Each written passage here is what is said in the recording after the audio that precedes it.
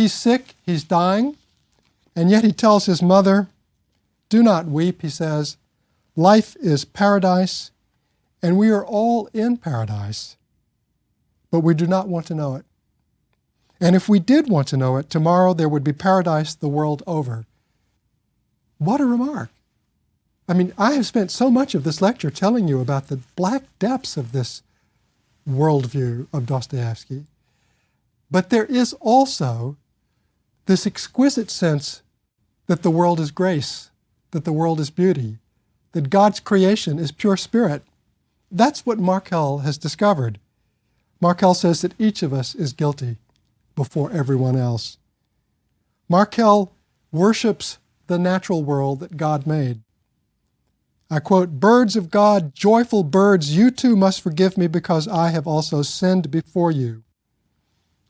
There's almost something pantheist here, in the sense that the world is filled with spirit, that the world itself is proof that God is real. The only thing that is wrong with it is us. We are the blight on the creation. Birds, trees, meadows, sky, this is what God's grandeur is. I alone lived in shame. I think this shows us something of the spiritual backdrop that can sometimes be the foreground of this novel. Zosima comes to an end that surprises readers and surprises Alyosha. From the beginning of the book, we know he's dying. He's a frail man. His death is imminent. And yet, when he dies, something very bizarre happens.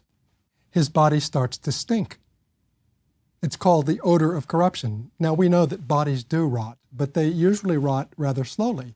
In this case, the stench sets in almost at once, and it is a scandal. It's a scandal in the monastery. Others believe that perhaps this is evidence that Zosima was not quite what he seemed, because how could this be possible, this odor of corruption? And it is such a difficult thing that Alyosha himself almost loses his faith, almost has a crisis about it. I'm going to say more later about that odor of corruption, and we will see something about bodies that rot later in this course when we get to Faulkner and as I lay dying. Alyosha's mission in the novel is to go into the world. And we know that Dostoevsky originally planned a later volume about his adventures, but it was never written. Alyosha is the figure who loves children in this book.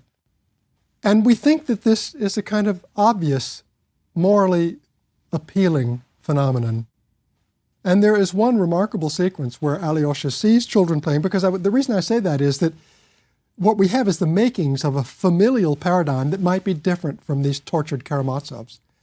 Alyosha will befriend children. It's as if it might be the makings of a new community, and that is how the book will close.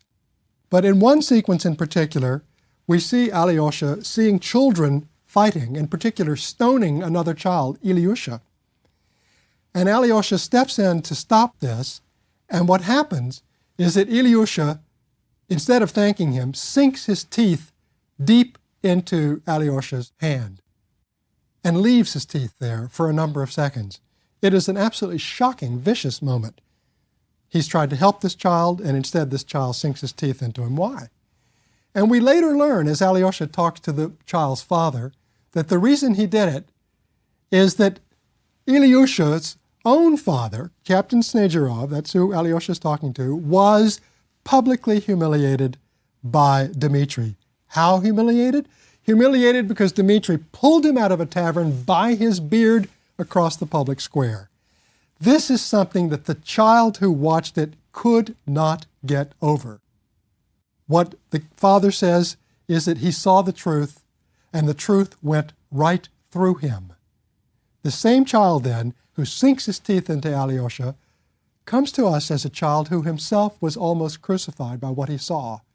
He could not live with the truth of his own humiliated father, and he becomes frantic, begging his father, "Father, can't you take revenge on him?